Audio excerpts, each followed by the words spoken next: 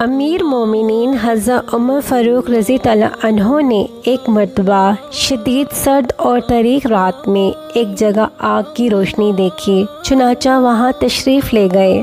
ساتھ جلیل القدر صحابی حضرت عبد الرحمن بن عوف رضی اللہ عنہ بھی تھے۔ حضرت عمر رضی اللہ عنہ نے آگ کے پاس ایک عورت کو دیکھا جس کے 3 بچے زار و قطار رو رہے تھے۔ ایک بچہ کہہ رہا تھا، امی جان ان آنسوؤں پر رحم کھاؤ اور کچھ کھانے کو دو۔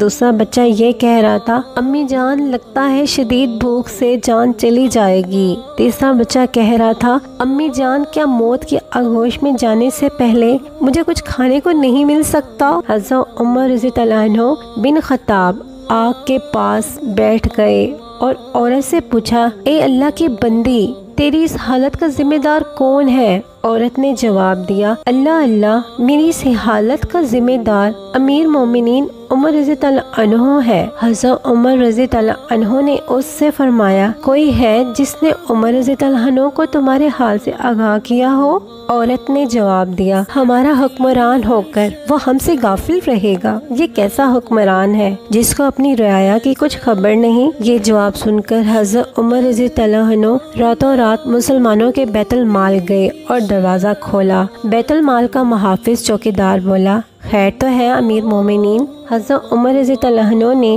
اس کا کوئی جواب نہیں دیا اور آٹے کی ایک بوری، گھی اور شہد کا ایک ڈبہ بیت المال سے نکالا اور چوکیدار سے فرمایا، انہیں میری پیٹھ پر لاد دو۔ چوکیدار نے کوشش کی کہ امیر مومنین رضی اللہ عنہ کا تیار کردہ سامان خود اپنی پیٹھ پر لاد لے، لیکن امیر مومنین نے سختی سے انکار کیا اور اس سے یوں مخاطب ہوئے، یہ سامان میری پیٹھ پر لاد دو، کیا قیامت کے روز تم میرے گناہوں کا بوجھ اٹھاؤ گے؟ یہ کہہ کر حضرت عمر رضی اللہ عنہ نے آٹا، گھی اور شہد اپنی پیٹھ پر لاد دیا۔ جب اس عورت کے پاس پہنچے تو آگ کے پاس بیٹھ گئے اور ان بچوں کے لیے کھانا پکایا۔ جب کھانا تیار ہو گیا تو اس میں گھی اور شہد ملایا اور اپنے مبارک ہاتھوں سے بچوں کو کھانا کھلایا۔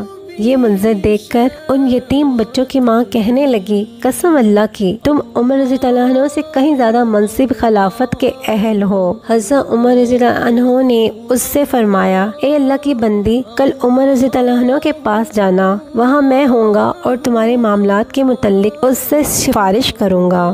یہ کہہ کر حضرت عمر رضی اللہ عنہ واپس آ گئے اور ایک چٹان کے پیچھے آ کر بیٹھ گئے اور ان بچوں کو دیکھنے لگے۔ حضرت عبد الرحمن بن عوف رضی اللہ عنہ نے حضرت عمر رضی اللہ عنہ سے کہا، واپس چلتے ہیں کیونکہ رات بہت ہی ٹھنڈی ہے۔ حضرت عمر رضی اللہ عنہ نے فرمایا، اللہ کی قسم میں اپنی جگہ اس وقت تک نہیں چھوڑوں گا جب تک ان بچوں کو ہنستا ہوا نہ دیکھ لوں جیسے میں نے آتے وقت انہیں روتے ہوا دیکھا تھا۔ جب اگلے روز کا سورج طلوع ہوا تو ان یتیم بچوں کی ماں دربار خلافت میں گئی۔ وہاں اس نے دیکھا کہ حضرت علی رضی اللہ عنہ بن طالب اور حضرت عبداللہ بن مسعود رضی اللہ عنہ کے مابین ایک شخص تشریف فرما ہے اور وہ دونوں حضرات اسے امیر المومنین رضی اللہ عنہ کہہ کر مخاطب کر رہے ہیں، اور یہ وہی شخص تھا جس نے گزشتہ رات اس عورت اور اس کے بچوں کی خدمت میں گزار دی تھی اور جس سے اس نے کہا تھا، اللہ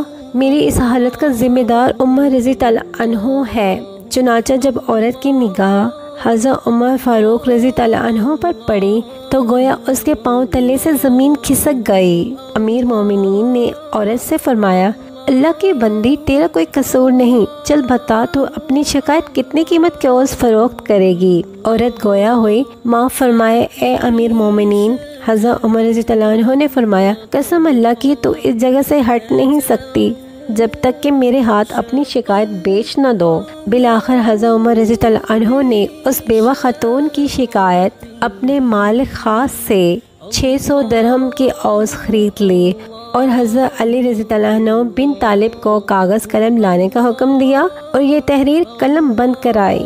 ہم علی رضی اللہ عنہ اور ابن مسعود رضی اللہ عنہ اس بات پر گواہ ہیں کہ فلاں عورت نے اپنی شکایت امیر مومنین رضی اللہ عنہ عمر بن خطاب رضی اللہ عنہ کے ہاتھ فروخت کر دی۔